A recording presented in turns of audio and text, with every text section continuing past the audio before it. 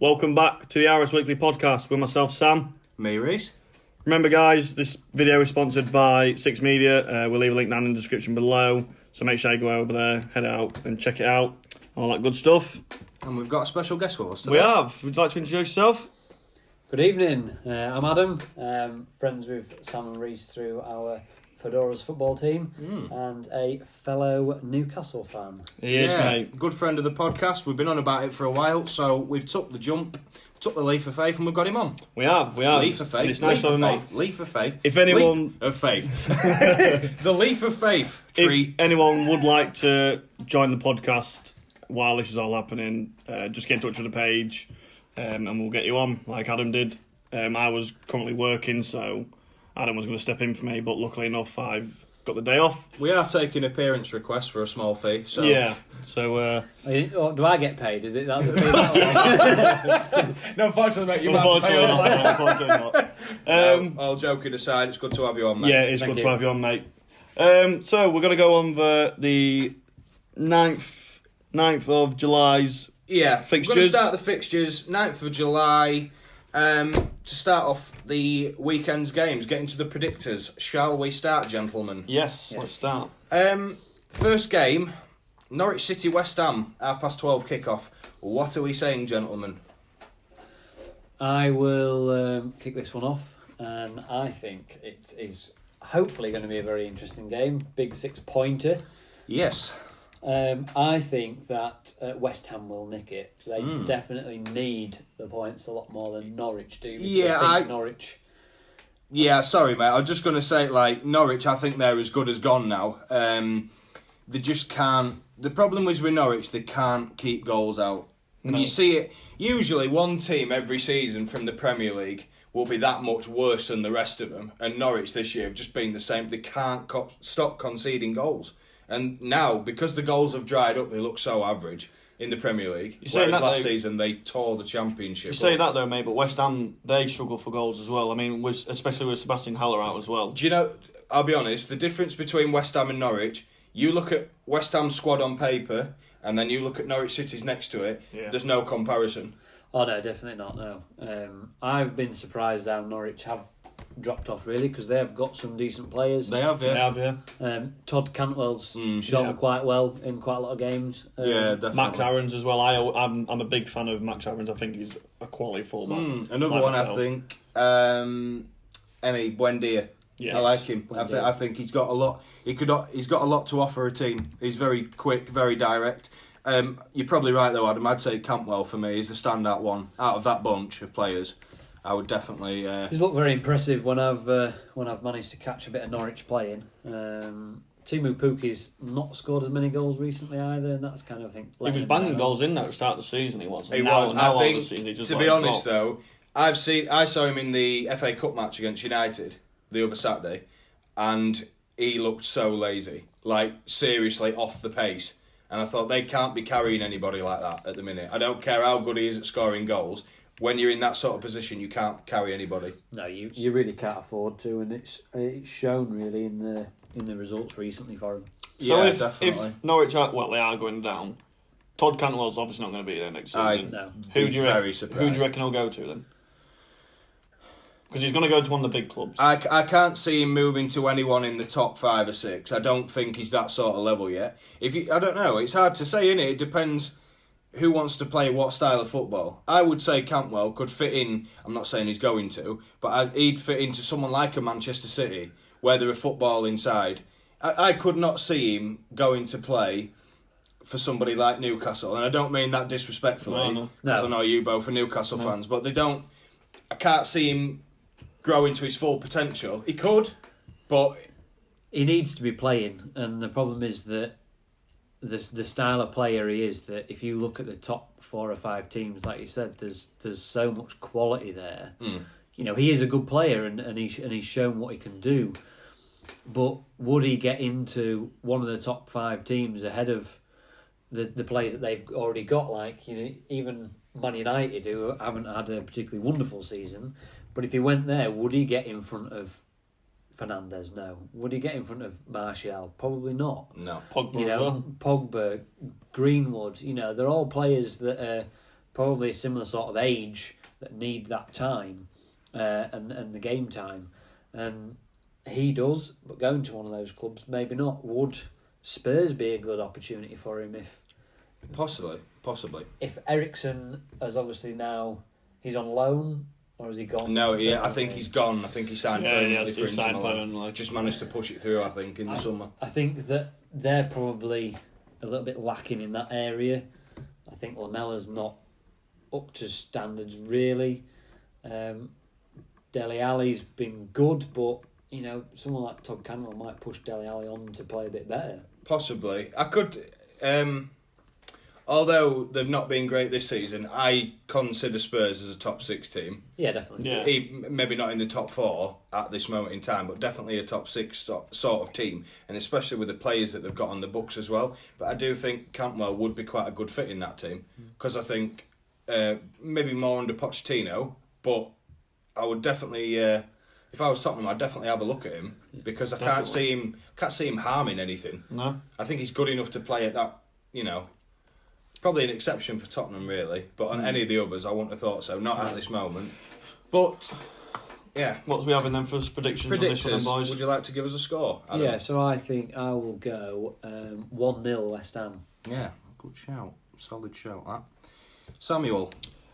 I'm also going to agree with Adam. I think it's going to be a 1-0 West Ham as well. I just can't see West Ham scoring that many goals, and I just can't see Norwich scoring either. I'm going to go 2-1 West Ham. That's fair. I think it will be tight. Looking at the recent results of both teams, I mean, the Premier League always surprises. Norwich could win 3-0. Yeah. Exactly. We've said this many a time on the pod, mate, that whatever we predict is guaranteed to do the exact opposite. Yeah. So, moving on to the next 12:30 kickoff, Watford versus your boys, Newcastle United. Discuss.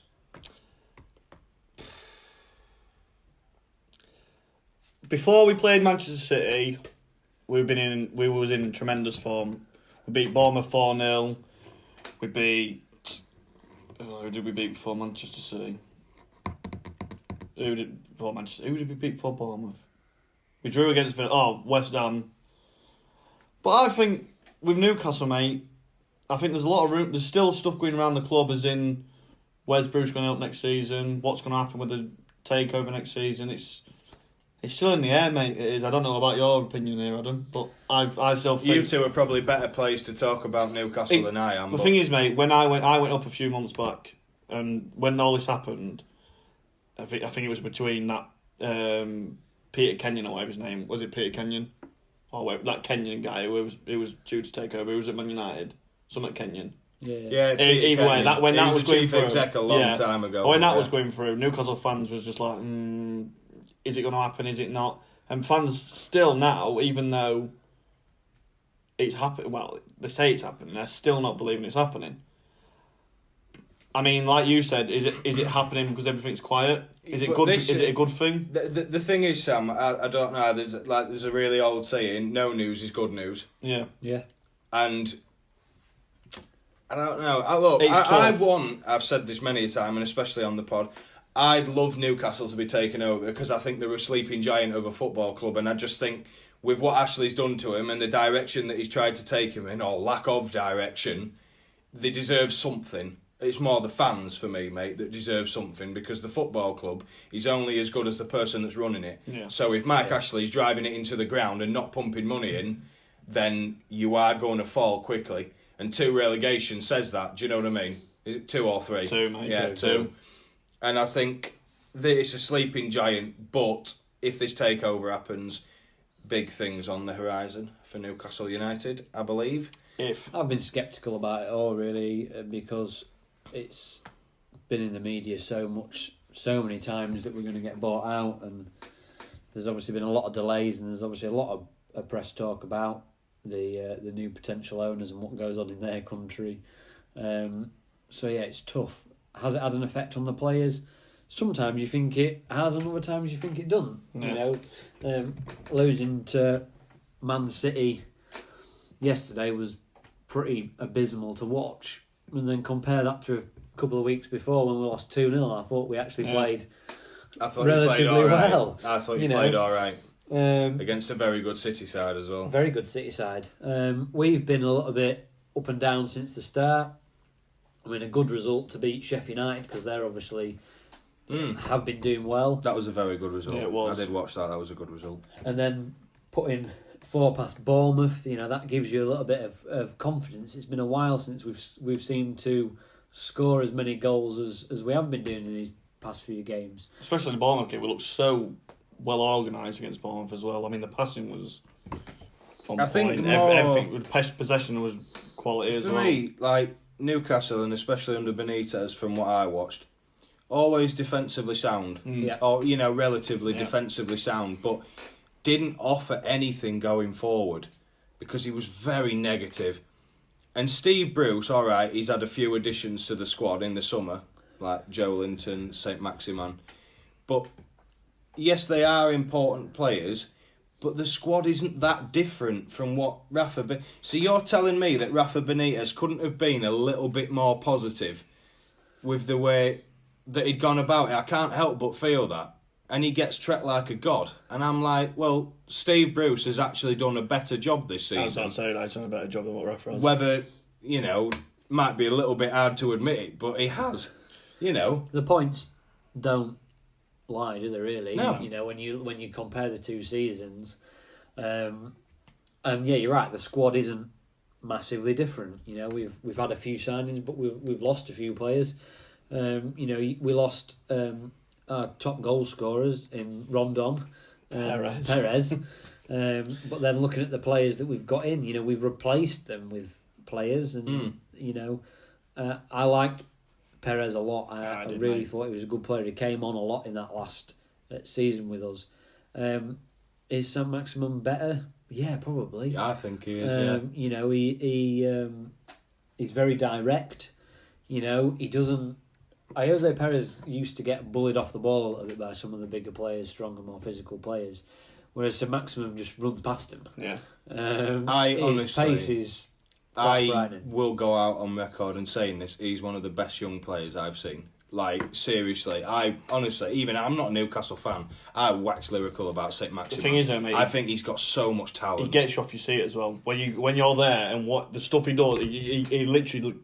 It makes you want to get off your seat. That's, to me, what Newcastle have been missing for a long, long time, is that player to do We haven't had a player like that since, I'd probably say, Hatton Benafa. And he was a god of Even if you want to go back before that, I mean, I remember growing up as a kid, like Ginola. Yeah, Ginola. People like David Ginola, do you know what I mean? Like, you think Newcastle have been starved of players like that for too long, and now they've got someone like St. Maximin. If he can keep himself fit... I don't know where that kid could go, honestly, because I rate him so highly. I love watching him. He's exactly the kind of person that I would pay to go watch. Oh, definitely. And I think he's got better. I think that in the first few games that I watched, he didn't look as confident as I thought he would be off the ball. And, he was probably looked a little bit, I want to say lazy, but, not tracking back. But watch him in these past few games, he's been winning the ball back. All right, he's lost it a couple of times. But that if you give him the ball and he's got that little bit of space, he will drag that team right up. And the thing is, that's what we've needed, because under Benitez we were solid defensively, but it was slightly negative way of playing. It was boring to watch, I thought, as well, a little sometimes. bit, a little bit boring. I mean, sometimes you looked at the possession-wide stats, and if you was playing City, it was like 15%. Yeah, like 15%. Or if you were saying like Palace or something, you'd have like, I don't know, for like 37% possession. And I think we had like last season, I think we was the worst possessioned team in the league. And it just shows, mate. I do think that Steve Bruce, just before we get into the predictions for the results, I think Steve Bruce, he took, and including from me as well, and I will say that, when I found out he was going to be the new Newcastle boss, I thought, oh my word, where are they going to finish this season? Well, I was his biggest critic. But I will happily say I apologise, and he made me eat my words. Because he's done a good job. Yeah, he has. I agree with what you say. I think, big things to come from Newcastle. I don't think it depends on the I'm hoping on the takeover, but I think Steve Bruce deserves a huge amount of credit, and I think even if the takeover does happen in the summer, I think he deserves another crack next I've already season. said that. 100%. If the takeover does happen, I would love. He's never to see had Bruce money. Exactly. As a football manager at one club, he's never had money to spend. Do you know what I mean? And I would love to see him with a good amount of money identify players. I mean, if he can pick up like St. Maximin and people like that, you know, build a team around St. then- Maximin. exactly. That's what you want to do. You want to build a team around St. Maximin and just go from there. Should we get into the predictors? Let's show. So, we haven't spoke about Watford, but I reckon I'm going to go for a 1-1 draw. See, it depends if Lascelles and St. Maximin are back, because them two they were a big miss to us last night. Watford frustrate me because I think they've got a lot of good players in that team, a lot of experience in every position really, and people like Troy Deeney, Delafeu. yeah, Pereira. I mean, I rate them. On their day, they're a decent team. If you get Decore running through the middle that year, I mean, he's a beast. He that is a lad. beast. He's a machine, isn't he? But- Sarr as well. He destroyed Liverpool when So they quick. led them. But obviously they're getting dragged and they are in that relegation battle, and I think Newcastle will just have enough to keep them on top. I think if as long as we can get the first goal, I think Watford's heads might drop, and I don't think they'll respond. So personally, I mean, obviously as a Newcastle fan, I'm going to back our boys, and I'm going to back a 2-1 win. 2-1 win, I like that. Nice We and bold. probably will concede. We do concede a few, and a lot of the time, I mean, it's not Dubravka's fault, but No. Very underrated, by the way. Just Yeah, quickly, I want to say he's very underrated. £4 keeper. million. Best Not bad, is it? bargain He'll of the probably year, go for at least 5 times that if he went Yeah. anywhere. Definitely. You're definitely looking upwards of 20 million. Samuel, what are you saying? I'm going big. I'm going to go 3-1 Newcastle. If St. Maximin's back, I'm going 3-1. Are you putting any money on it this week, Sam? I might do, actually, yeah. No way. He's not going to put money on a 3-1 if Newcastle if win. St. Maximin's back, Honestly, I'm telling you if now, St. you're Maximin's not. back, if St. Maximin's back, I'll bang a 10 on Newcastle to win 3-1. Bold move. I'll hold you to that one. Yeah. Moving on to the next one. 3 o'clock kickoff. Liverpool at home to Burnley. The champions. Newly crowned If we can wrap this champions. one up as quickly as possible, that'd be great. No. None of us really like No one wanted Liverpool to talk fans. about this. I think it's the fans that are probably more frustrating than I the think, team. honestly, I can't believe I'm going to say this. Liverpool as a club, class act. Yeah. Fans, not so much. I think they are some of the biggest hypocrites I've ever met in my life, and I do know a lot of Liverpool fans. And My best mate's one of honestly, them. sometimes I really want to bury my head under the sand. The amount of crap I've been getting in this last 2 weeks from pretty much every Liverpool fan I know. I am going to say it. They're a class act as a club. I'm sorry. The reason they've walked the league is because everyone else has been so bad this season. If Manchester City have lost 9 games this season, that says it all to me. And look, yeah, all right, City haven't been up to scratch. They've been poor. Same as City most have been teams. poor. Most teams this season. And I think that's give Liverpool the licence to just go on. They have done brilliant. They have. There's no denying it. You can't deny, though, mate, Liverpool have got an outstanding team. Yeah, they do. The front But three are I do think ridiculous. it was helped by the fact that everyone else has been so bad Yeah. and nowhere near them.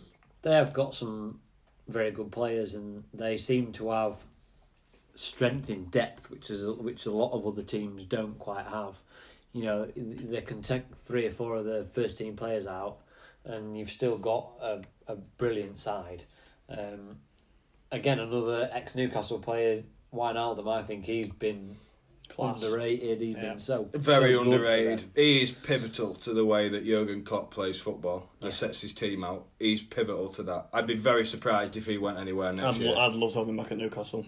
I adored him when he was at Newcastle. He was brilliant for us. Yeah, he was. And you can see why Liverpool Went for him. wanted him, and you can understand him going to play for a better team. What Liverpool will be like next season, depending on again the transfer market as going forwards. But they've got a lot of young players that I mean, look at Trent Alexander-Arnold. I mean, Yeah. what a player! What a player he is. They've got that other Very young lad good. as well. They've got Harvey Elliott. They've got that other, I saw other lad. I saw a little snippet from something that Klopp had said in the other day. I don't know if it was. I'm not sure if it was an interview with the BBC or not, but basically he'd said that he's not going to go into the market for any big players during the summer. That to me is suicide. The thing is, though, they Because did it last if you year. don't, hey, They did it last year. Who did they sign? They signed no one in January, and then they signed that Minamino in.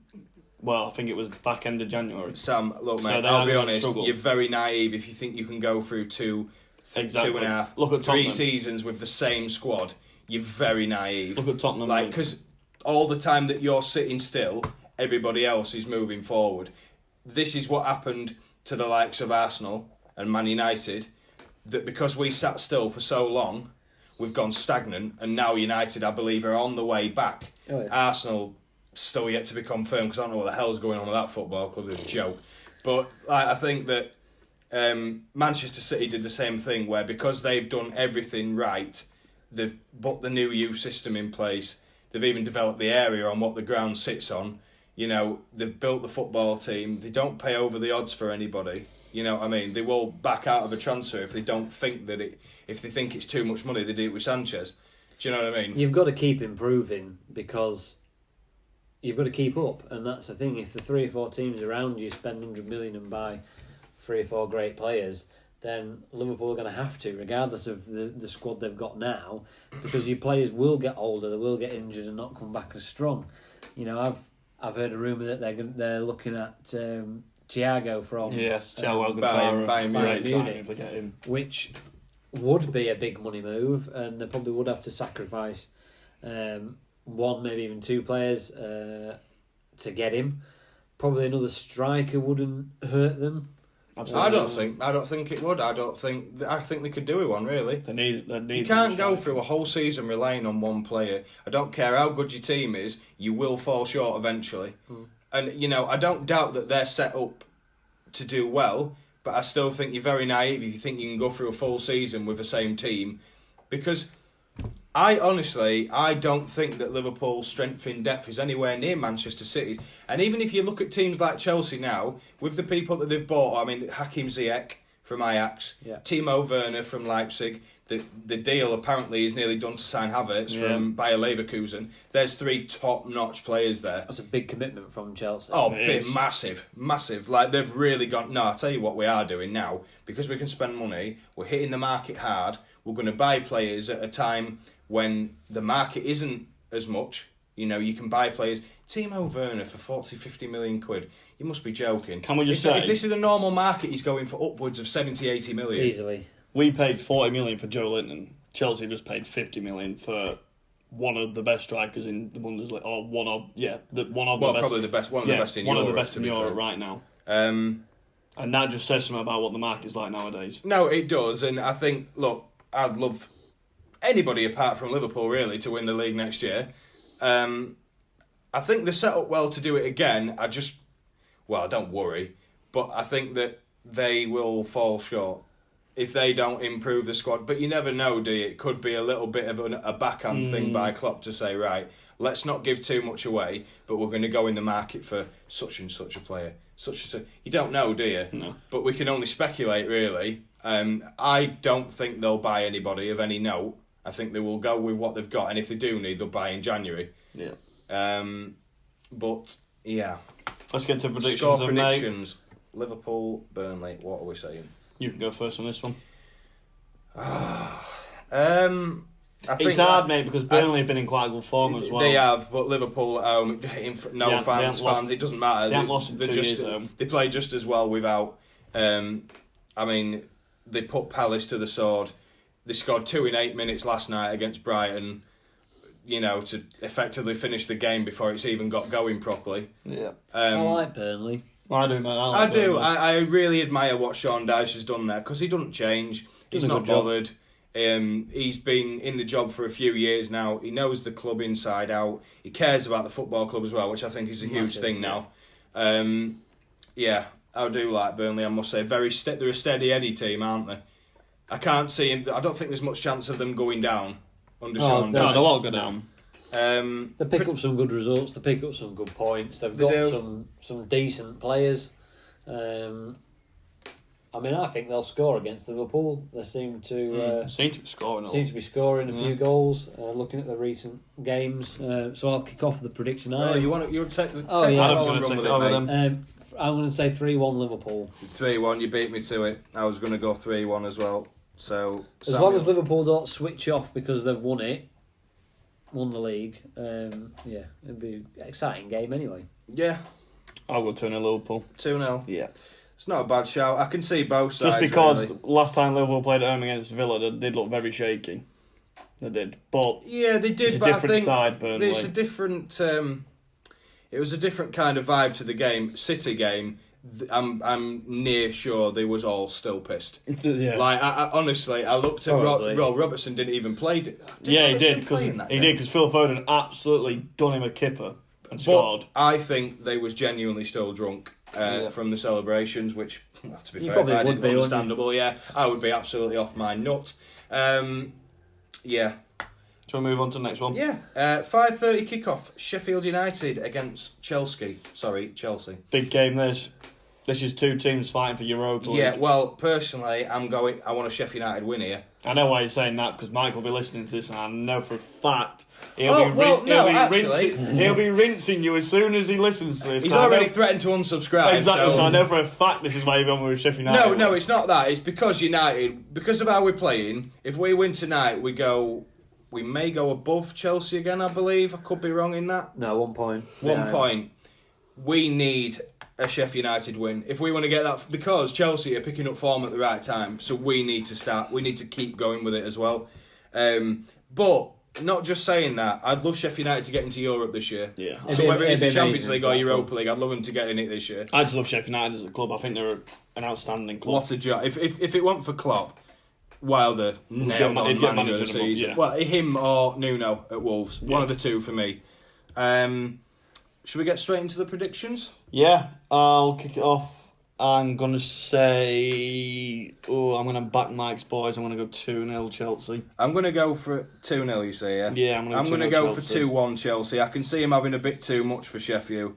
It's hard though, makes his Bramall Lane. It's a tough place to go. Yeah, it is, but there's no fans. Exactly. Fans make a big difference. Yeah, this is why I think Bournemouth are struggling so much. Fans make such a difference, especially in them sort of grounds where they're quite close to the pitch. And, you're tight in that. They're a noisy bunch as well. Yeah. Sheffield United, they're not afraid to use the gobs.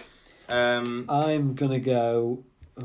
It's tough, isn't it? This. I like it because I can see him doing his research. I like this. Yeah, there's thought going into this. Oh, massively! I'm very competitive with everything that I do. You want the same point? We are for the listeners. We are playing for points, so he's well within his right to do this. Well within. Yeah, I mean Chelsea seem to have been banging quite a few goals in recently.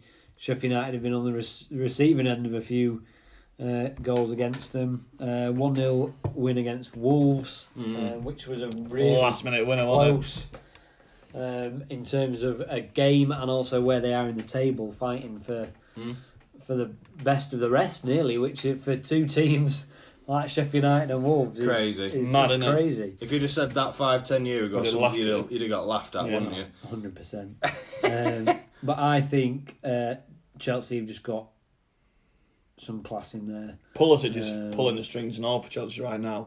He really is pulling the strings. Would you like to let him say Sorry. Yeah, okay. So I'm going to go 3-1 to Chelsea. I like that. Nice and bold. I always look at, when you go anything above 2-0, you're 2-0, 3-1. These are the sort of games where you think, right, should I put a few quid on that? Yeah. I always think that. If you're going to go big, you go big or go home, don't you? So it's like, do I do it or not? Yeah, fuck it, I'll bang a fiver on it. I'm sure Chelsea got me Aston Villa game, wasn't it? They did. Was it not last week, week before? And they got you a point. Got me a point. I'll take that, thank you. Right, moving on to the next game. Brighton and Hove Albion versus Manchester City. What are we saying, gentlemen? This could be anything. I think this is going to be a cricket score. I just think City are just going to absolutely romp all over Brighton. Put it this way. Brighton cannot start like they did last night against Liverpool, because if they do, it could literally be a rugby score. It could be, mate. That's what I'm saying. This could be any Thing is, score. I watched some of the game, right? I was kind of flicking in between, and I looked, and Brighton play some good stuff, you know. Like they're not an awful team. No. But the way that they started, I just thought you've give Liverpool too much. Like to score 2 goals in 8 minutes, the game's over really before it's even properly started. Yeah. You're always climbing a mountain then, especially against Liverpool, because they don't concede a lot, really. Liverpool, they're quite tight defensively, and I just think like if you're Brighton, if you're a team like that, you're giving yourself a mountain to climb. And if they play like that against City, then I do fear for them. City will walk all over you. Look at what they did to us last night. I think just quickly. As a little, I don't think Manchester City are going to be as bad next season. Guardiola won't allow it. Pep won't let it. You know, he's going to come down so hard on them players. Yeah. Losing 9 games this season. I mean, that is a lot of games to lose. Lost more than Man United now. Yeah, it's mad, that, isn't it? It is mad. And you look at the players that they've got in their squad, and.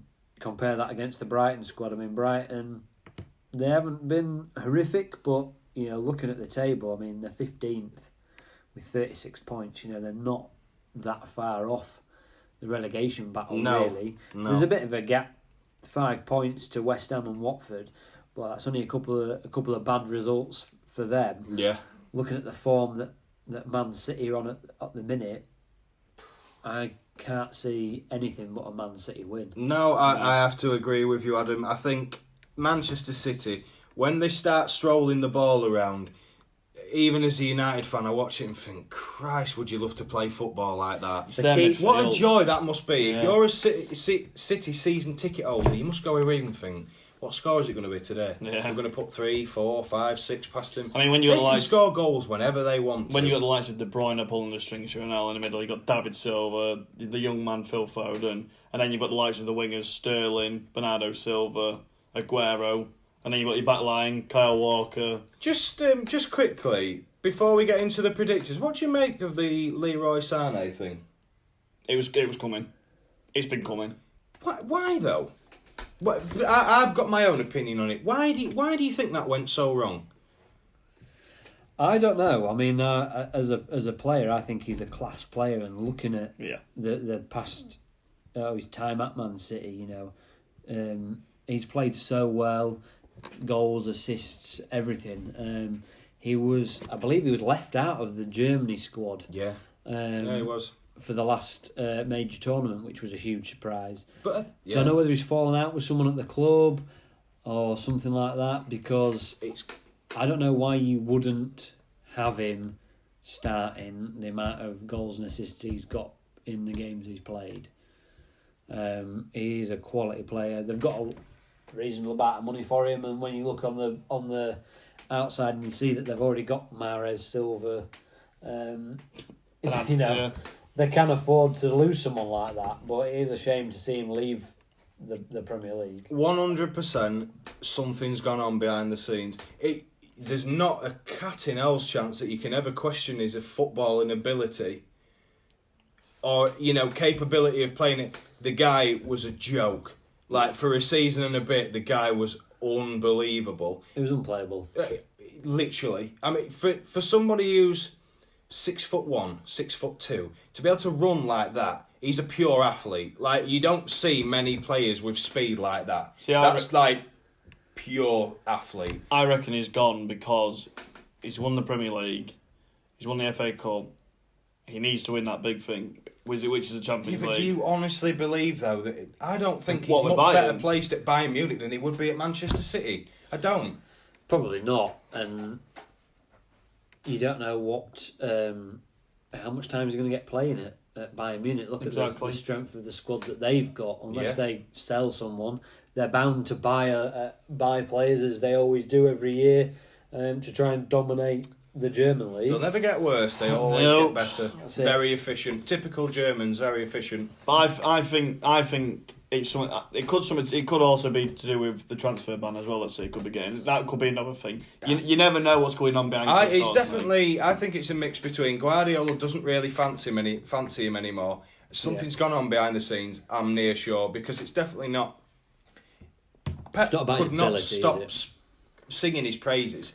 He loves him. He did love him. But something's gone on there to me, definitely. I can't see anything else. But what I mean, he did his cruciate in the Community Shield game. I remember it. Yeah, he's barely played since, and we're talking like nearly a full calendar year since the last time he's played football. And I'll be honest, when he came on, he didn't even look interested. So something's gone on there. Well, it's Manchester City's loss and Bayern Munich's game because I think he's a hell of a footballer. Just makes sense to win the fucking league again next season. Yeah. Well, we won't get about them. Yeah, we'll them lots. quickly move on to the predictors. Scoreline, Adam. What would you like to take it away, son? 4-0. 4-0. I like that. Worth a few quid, maybe. I'm going to say 3-0 City. I can't see anything else. I think that they're just too strong for Brighton. If they start knocking the ball around, they'll score. Simple. They're in the mood for scoring goals. Exactly. Sorry, I've just realised I've wrote it in the wrong bit. Samuel. 6-0 City. Sorry. 6. Sorry. For a second there, I thought you said 6-0 Manchester City. That's what I said. Okay. I really can't see City. If City turn up, mate... And I told Adam to put money on 4-0. if City turn up, City will absolutely run away with that. They will. They will...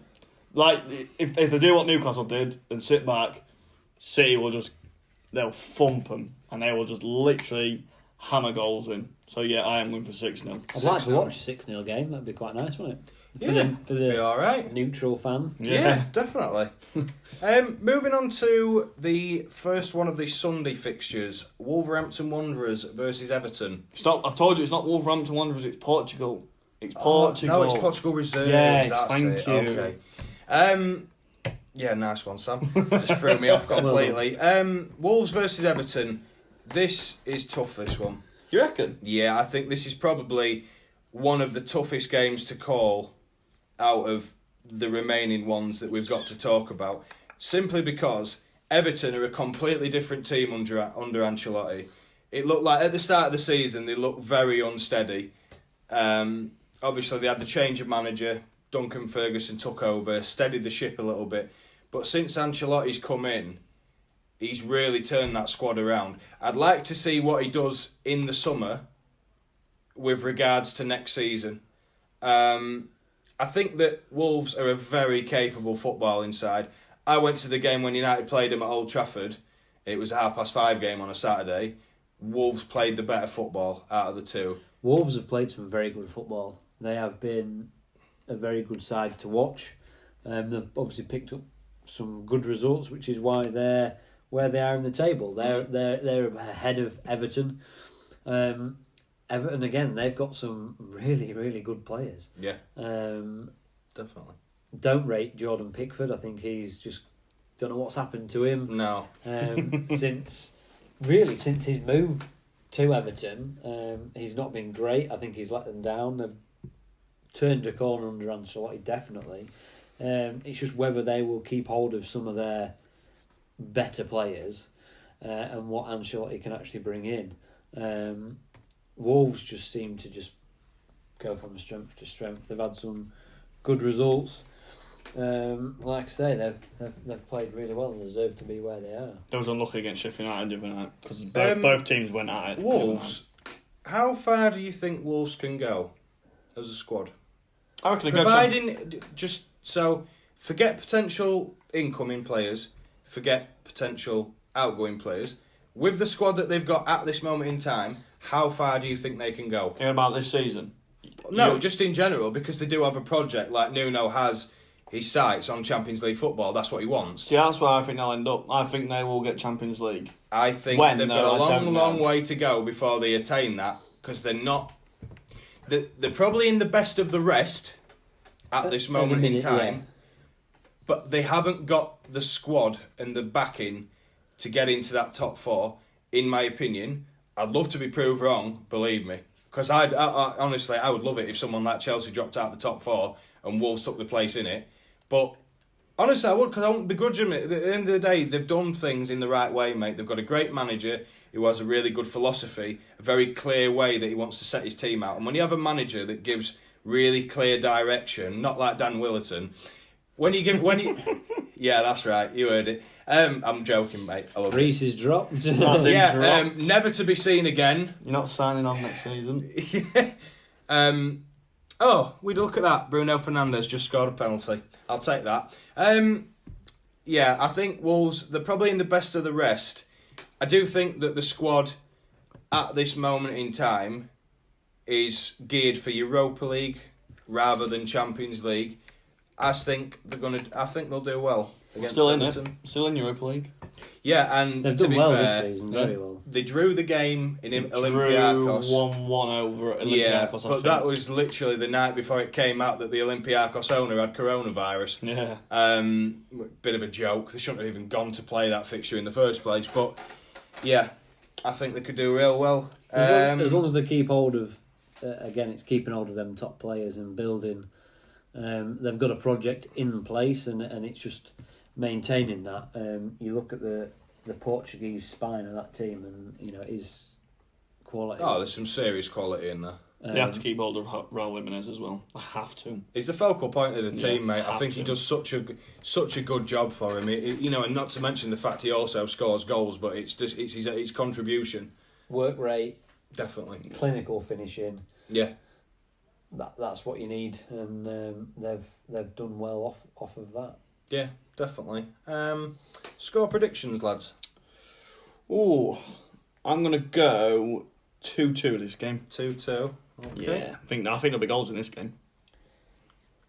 I'm gonna go 2-0 Wolves. 2-0 Wolves. I like that. Where's it at, by the way? It's at Wolves. Ah, right. I'm gonna go 1-1 draw. Everton don't give a lot away, to be honest with you. I'd be interested to see how Everton come and play against Wolves, because you'd imagine that Wolves are going to dominate most of the possession. So I'd be interested to see how that one goes, to be honest. Moving on to the next one, 2:15 kick-off Sunday, Aston Villa versus Crystal Palace. Oh, what a boring game that sounds. It has got boring written all over it. It's just got boring written all over it. Should we just get straight to the predictions for this one? No, you're welcome to fire away if you want to. 0-0. Yeah, that's what I was about to say. 0-0. Are you going with 0-0? I'm going 0-0. Right, okay, I'm also going 0-0. I'm going to say 2-1 Crystal Palace. Because I think out of any of them, I think Palace are the Palace are probably going to win them off. Yeah. If you get Zaha on the ball, mate, that's it. You know, Crystal Palace, I know they're not the most glamorous team to watch, but when you look at the job that Roy Hodgson's actually done since he's gone into Palace, he saved them pretty much from. When they started the season under De Boer, they was falling like a lead weight from a cliff. They was only going one way, and he managed to turn the ship around, bring in some decent players, and he's got them playing like a team again. And I do think they've got quality in there. You know, Zaha, Jordan Ayew. I'd even put Benteke in there, because I don't care what anybody says. You might laugh. You can laugh all you want, mate. There's a reason he scored 21 goals at Villa. You don't become a bad player overnight. That's all I'm saying. He's got potential. He needs to pick up a bit of form, doesn't he? Yeah. He needs to get a bit of confidence. He can't get going, can he? He just never seems to have got going for Crystal Palace. And it's a shame, because I think he's a quality player. Imagine him scoring against his old club, or getting a hat-trick against his old club. Well, it's a good way to start, isn't it? Yeah, it would be. It's a good way to start picking up some form. But I've gone for 2-1 because I think Palace they can do bits going forward. I'd be interested to see how Villa approach the game, really, because they need points desperately. Like, they are desperate for points. They can claw themselves out of this situation. There is still a lot of that hope. A lot of it probably relies on how well Jack Grealish plays. Yeah. I think he's by far their best player. They seem to have signed quite a lot of players. They have. I thought spent that. a lot of money coming up, and unfortunately, it doesn't seem to quite as worked out as well as they'd have thought. There's two teams that have done that: Fulham and Aston Villa. And look how it's gone. Both spent upwards of £80 million in the summer window. Hasn't worked. No. That's playoff money, that, mate. Spent it and it's gone. Well, look, the thing is, if you've earned it, you're well within your rights to spend it, providing you can run a good, operate your budget accordingly, really. But having said that, Villa, they just, you've got players like Grealish and John McGinn in your team, but they look like they lack a lot of ideas sometimes. And you think with two players like that, I mean, I really rate John McGinn. I actually think he's really handy. Very, very good player. He is. I watched him play in the Championship last season and he looked streets ahead of everybody else. I remember when he scored that world against Sheffield Wednesday and he just literally arrowed into the top corner. I was like, this boy's going to be class this season. He's a good player. Grealish, I don't think he'll be there next season. Nope. I don't think either of them will be. None of them two will be. What happens? No, I don't. Even if Villa stay up, I don't think Grealish will be there. He's got to move on, mate. He can't. You can't. Look, I know he loves the club. He's an Aston Villa fan. He's a young lad. He's the captain of the football club. I just can't see him staying. I think if he wants to do anything with his career, he has to move. You've got to test yourself. You've got to. But I think he could comfortably play for any of the top six. Oh, easily. I really do. Yeah, easily. Yeah. Let's go on to the next game because it's a big game. 4:30 kickoff. Tottenham Hotspur versus Arsenal. North London derby. Probably best that it's in front of no fans. Yes, 100%. What are we saying with this? I think this one, maybe not so much following the trend of recent years. I think this is Arsenal's day. This one. See, it's going to be hard, mate, because there's no fans there. It's going to be a very, very, very tough game for both teams without no fans, because in a derby, the fans are right behind you. Whatever your team is. Yeah, I also think there's a flip side to that. You know, on one side, you've got the fact that the fans can really drive you on in a game like that. But with how heated that game gets, it's one of the most fierce rivalries in world football. They genuinely hate each other. There is a lot of hatred there. If you're not playing well, the fans can soon turn and get on your back, and you don't want that in a North London derby. So that can go either way. Determine that as you will. I think this is Arsenal's day, this one. I think the way that Arsenal have played recently, I think they'll grind it simply because Mourinho, I just don't think he knows what to do with that Tottenham squad at the moment. It's the Tottenham job at the minute is a difficult job. I'd hate it. I think he needs a transfer window to try and massively shuffle things about and try and work out who he's keeping and who he's getting rid of, because they've in my opinion, they spent a hell of a lot of money on Ndombele, and I'm not a fan of him at all. There's talk that Barcelona want him. They're talking about chucking players at Tottenham to get him. If I were Tottenham, if they were chucking someone like Nelson Semedo, they're chucking Dembele as well and all that then. I said that to him. I said, Nelson Semedo and Dembele, there you go, Dembele, off you go. The thing is with Ndombele, right, I'd seen him play for Lyon. He's come all the way through the youth system there. They've got a cracking academy, by the way. Some of the players that they've brought through in the last 3 to 4 years has been very, very good. I think he's a very, very capable, talented footballer. I think he looks another example of a player that looks stifled by Mourinho. Yeah. I think he'd have been allowed to flourish under Pochettino. He ain't going to get that in a Mourinho team because he won't be given the freedom. Very rigid. Very boring, very rigid. In all fairness, it probably would do him a favour to go. Probably would. For his own development more than anything, in my opinion. Especially Barcelona. But the thing is, if there are talks of them players going in the opposite direction to Ndombele, you've got to take that, surely. It was Dembele and Nelson Semedo. I'd take them any day of the week, whether it was someone being offered to me or not. Do you know what I mean? I'd go for them anyway. It's definitely two positions that Tottenham could do with some solid players, especially at right back. They've since Kyle Walker left, I think they've suffered having had Kyle Walker and him play so well.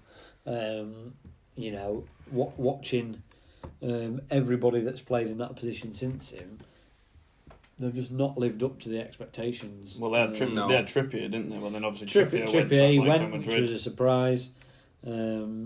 But yeah, they need a big shake-up. Simeone's a massive fan of Trippier, by the way. I know he is. He was singing his praises, and I thought, if you're getting that from a manager like Simeone, you've got something about you, because he don't do that very often.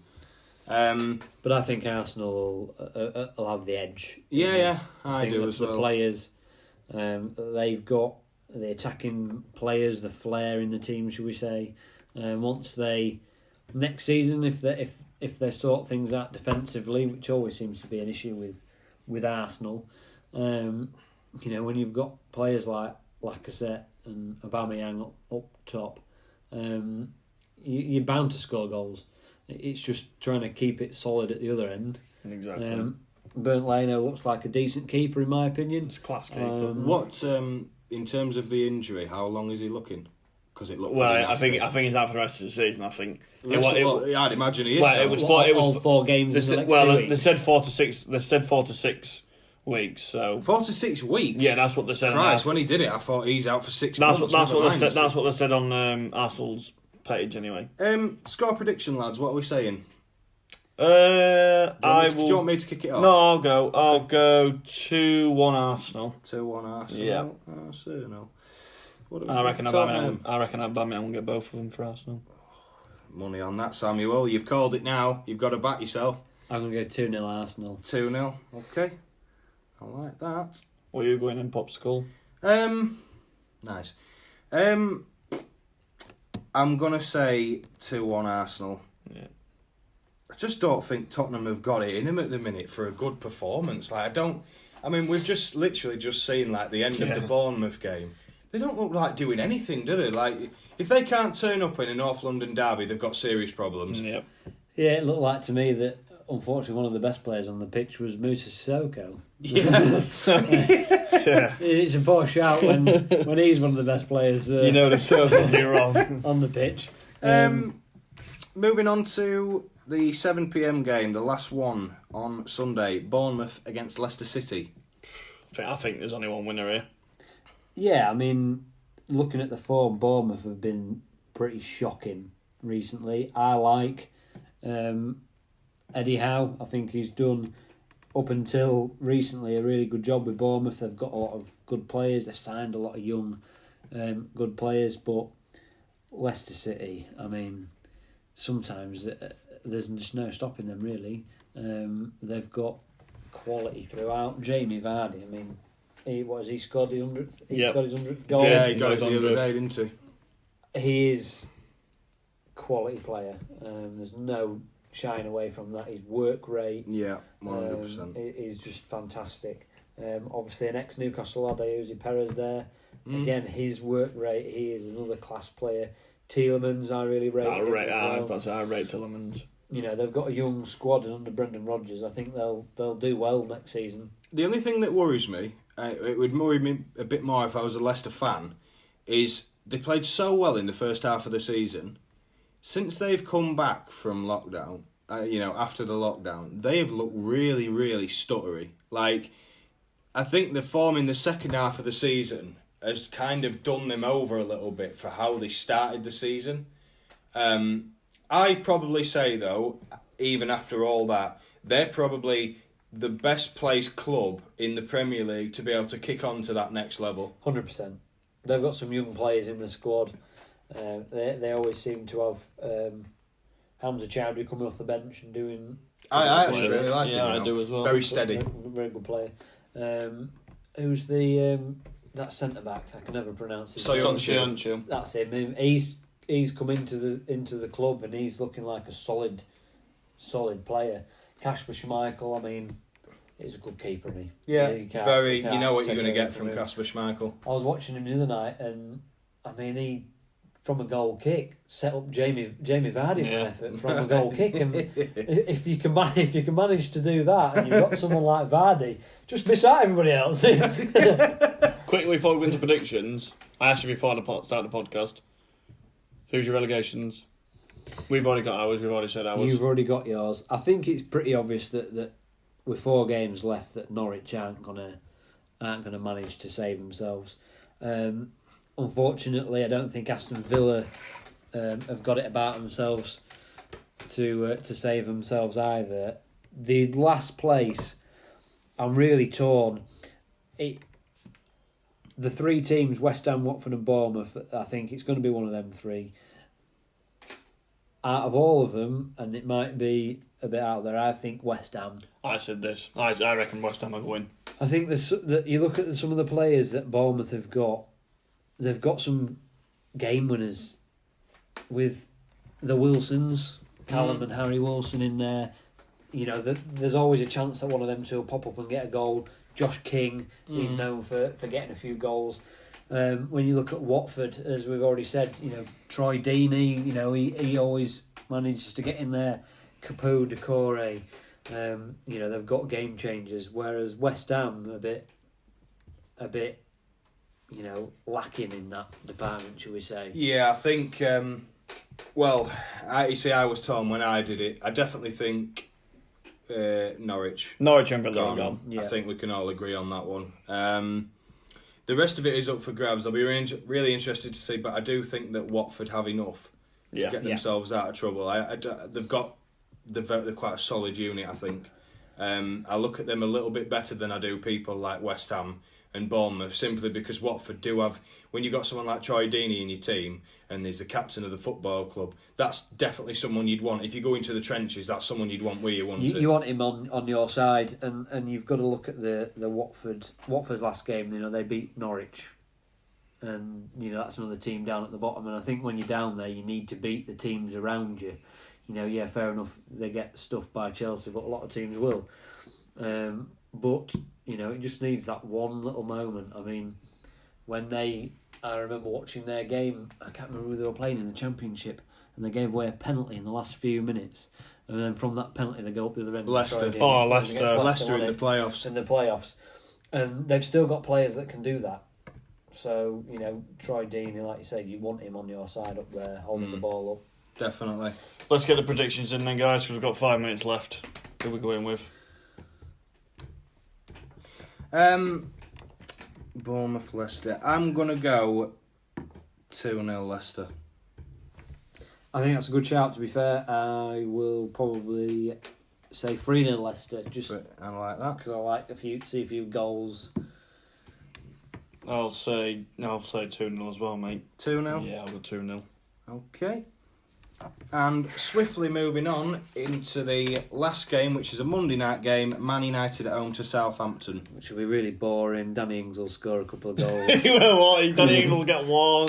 And then Bruno Fernandes go and bag hat-trick. I think you've all lost your mind. No, honestly, I do see this as a banana skin. I don't care how well we've been playing recently. This is probably the one game I look at and think this is a banana skin, this. Because if Southampton turn up and play, they'll cause us a lot of problems.